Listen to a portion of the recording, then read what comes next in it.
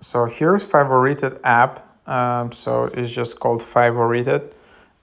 So this is a new live streaming app. It's kind of alternative to TikTok, but it's also a combination of like Twitch and a Kick streaming app. So something in between. This is just a new app. It was recently released. It's a bit clunky. It has some few bugs, but also it's very minimalistic. A lot of people like it. It's very early for this app, so it's a good idea if you are a streamer to go try it out and the reserve username, try to do few live streams and try to build a community here. So I already created my account. So here's how it looks like. You can just go to watch and then you will see all the available live streams in kind of like TikTok format.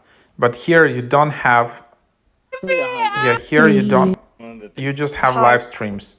You don't have recorded videos, you just scroll through the live streams and that's basically it.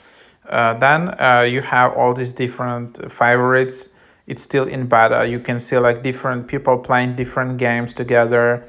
You can like watching memes together, sharing screens, playing TikTok or whatever, just chatting. A lot of different accounts here. So as you can see, that's where it is here. And then you can see also in activity, that's where you have it. And then also in a profile, you have it also. That's just your profile. Then you have your settings.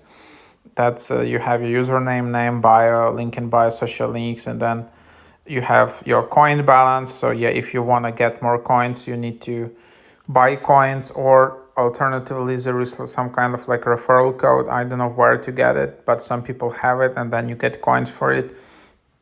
So that's what it is. Then you can delete your account, and then in the bottom you can just tap to go to the live stream. I shared it in another video. I just described how to do it.